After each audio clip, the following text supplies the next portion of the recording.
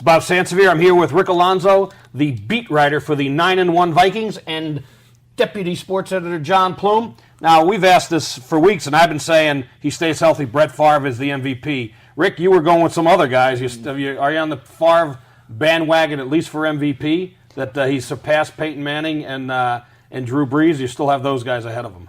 You know, I think after this past week, I've really got to elevate him to number one. You know, not because they beat a crappy Seahawks team, but just because he's been so consistent for such a long period of time this season. You know, after those first couple weeks where he was getting used to the team, he's just pretty much played lights out ever since then, and it's really been quite remarkable what he's been able to do.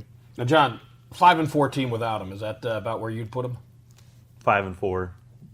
Without Brett Favre, so. Yeah, 5-4, 6-3. There's no doubt they don't beat the 49ers. No, I mean they might have lost one of the Detroit game in Detroit.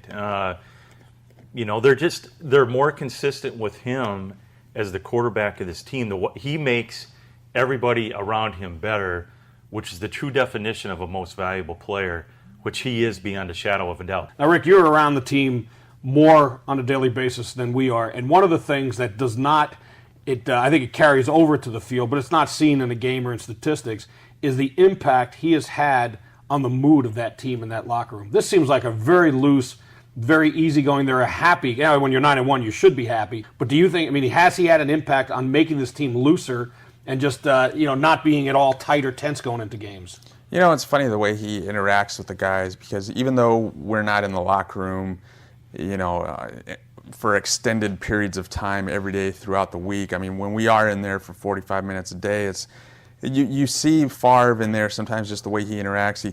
The other day he walks by Tavares Jackson and kind of give him a heads up, and he called him a little nickname. He said something like "What's up, Swole?" I don't even know what that means, but Tavares just kind of laughed, and then he two seconds later he walks by Greg Lewis and he flicks him in the back of the ear, you know, like you would if you were in 5th grade, and Greg just kind of laughs, and it's just little things like that in a 5-second window of time that you get to see him and the way he keeps everybody else loose. That really kind of shows you that this guy, you know, just fits in. Now, John, earlier in the year, it looked like the biggest deficit on this team was the receiving core. Now, where do you elevate it? Is he when you look at what Percy Harvin can do, Sidney Rice, and you have to throw in Visanthe Shiancoe, and if Berrian, does he have one of the best receiving groups in the league?